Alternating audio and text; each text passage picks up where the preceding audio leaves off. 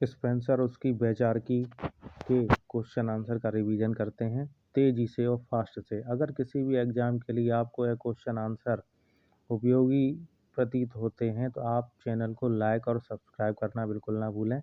चलिए आइए अभ्यास करते हैं। स्मेल्सर ने आधुनिकीकरण में परिवर्तन के कितने क्षेत्रों का उल्लेख किया है? 4 क्षेत्रों का। तकनीकी क्षेत्र, कृषि क्षेत्र, उद्योगों का क्षेत्र और पारिस्थितिकी के क्षेत्र में। स्मेल्सर कौन थे? नील जोसेफ स्मेल्सर 1930-2017 एक अमेरिकी समाजशास्त्री थे जो कैलिफोर्निया विश्वविद्यालय में समाजशास्त्र के प्रोफेसर थे। इनका जन्म 1930 में हुआ था और मृत्यु 2017 में हुई थी। आर्थिक समाजशास्त्र की नींव किसने रखी? स्मेल्सर ने। इनका पूरा नाम है नील जोसेफ स्मेल्सर। 1930 और 2017 के बीच रहे। यह अमेरिका के थे। स्पेंसर का कौन सा कथन गलत है? यह कथन कि राज्य व्यक्ति के हित और विकास में सबसे बड़ी बाधा है, यह कथन गलत है। क्या 19वीं सदी के उद्विकास की आज भी उपयोगिता है? नहीं। फिर भी आधुनिक समाजशास्त्र पर इसका प्रभाव आज भी बना हुआ है। किसका? 19वीं सदी के उद्विकास का। समाज की तुलना शरीर से यानी साबियाबी सिद्धांत। इस प्रकार के सिद्धांत के प्रतिपादन में स्पेंसर का उद्देश्य क्या था? समाज को समझना। थॉमस धार्मिक क्षेत्र में कैसे विचार रखते थे? क्रांतिकारी। किस प्रक्रिया में प्रत्येक अगला चरण पिछले चरण से उच्च एवं उत्तम समझा जाता है? उद्विकास में। स्पेंसर की माता का क्या नाम था? Herriot Spencer. औद्योगिक समाज में राजकीय नियंत्रण किस रूप में होता है? केवल निषेधात्मक रूप में। किसने पूंजीवादी व्यवस्था को जन्म दिया? व्यक्तिगत संपत्ति की भावना व एकाधिकार ने। किस ग्रंथ को उद्विकास की व्याख्या करने वाला पहला ग्रंथ माना जाता है? सामाजिक स्थिति शास्त्र। किस ग्रंथ के प्रकाशन के 9 वर्ष बाद 1859 में डार्विन ने अपने विकासवादी सिद्धांत की व्याख्या की थी? सामाजिक स्थिति शास्त्र। समाजशास्त्र के सिद्धांत के कितने भाग हैं? 3 भाग हैं। किसके अनुसार समूचे समाज का उद्विकास हुआ है? स्पेंसर। किसके सिद्धांत को चुनौती और प्रत्युत्तर का सिद्धांत कहा जाता है? थ्योरी ऑफ चैलेंज और रिस्पॉन्स। अंग्रेज इतिहासकार अर्नोल्ड टॉयनबी।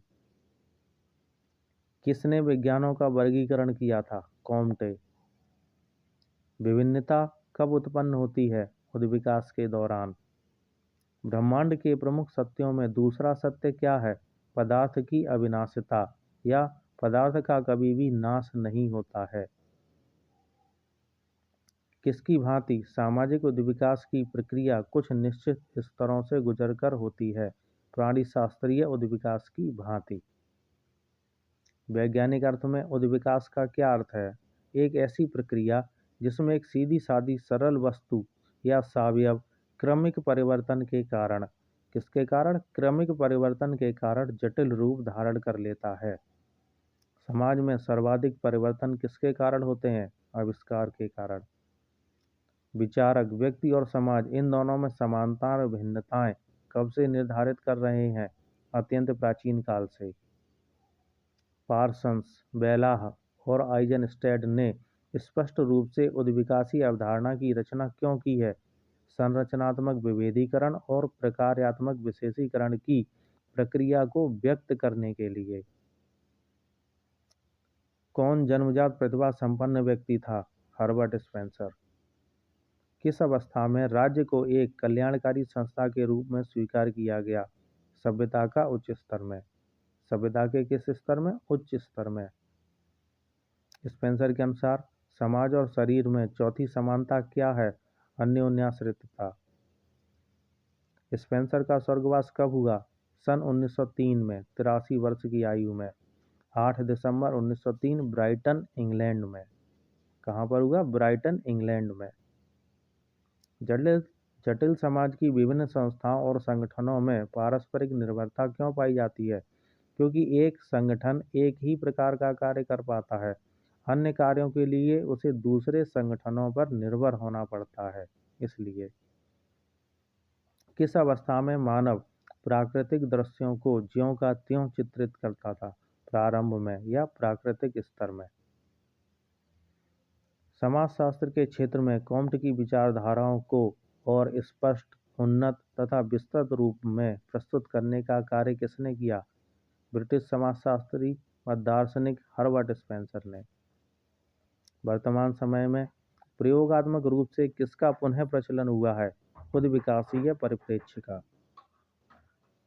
स्पेंसर के ब्रह्मांड के सिद्धांत को कितने भागों में बांटा गया है? 3 भागों में।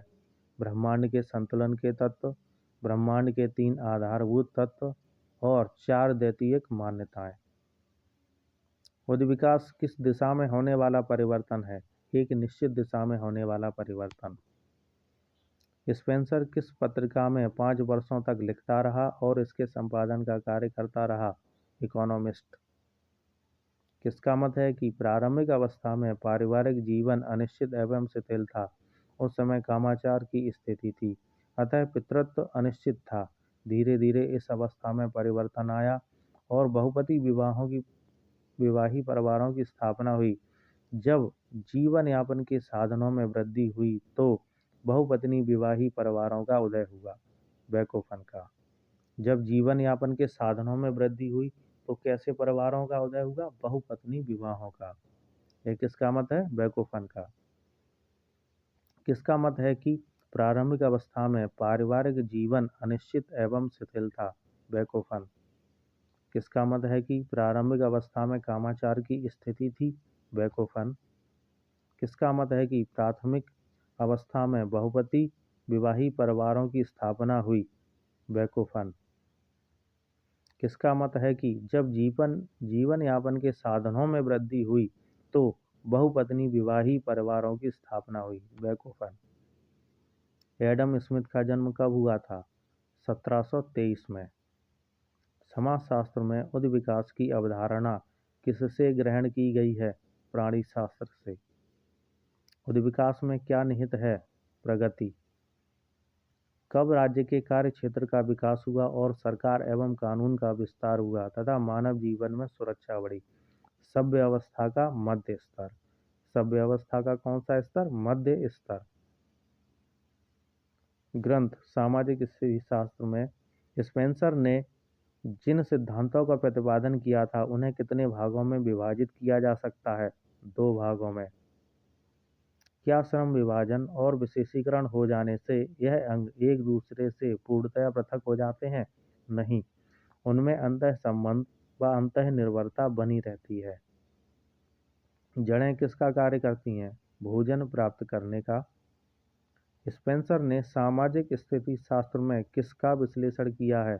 मानव और समाज के संबंधों का। स्पेंसर ने मानव और समाज के संबंधों का विश्लेषण किस पुस्तक में किया है? सामाजिक स्थिति शास्त्र में। क्या वर्ण धर्म और आश्रम धर्म को एक दूसरे से अलग करके समझा जा सकता है? नहीं, वर्ण और आश्रम एक दूसरे के पूरक हैं, अर्थात वर्ण धर्म और आश्रम धर्म एक दूसरे के पूरक हैं।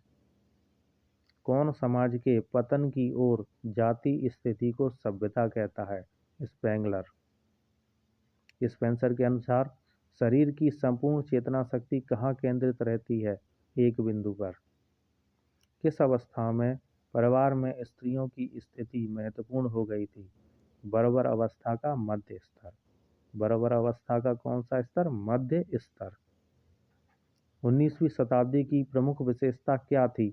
सामाजिक विचारकों पर प्राणीशास्त्रीय प्रभाव पड़ना शुरू हो गया था। किस अवस्था में मानव भोजन एवं निवास की खोज में घुमक्कड़ जीवन व्यतीत करता था? जंगली अवस्था का निम्न स्तर। जंगली अवस्था का कौन सा स्तर? निम्न स्तर। इस निम्न स्तर में मनुष्य भोजन और निवास की खोज में घूमता रहता था।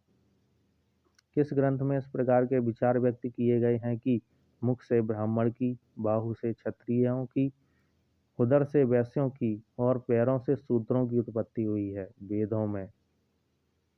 किस अवस्था में अंतर्राष्ट्रीय व्यापार एवं आर्थिक सहयोग बढ़ा? औद्योगिक स्तर।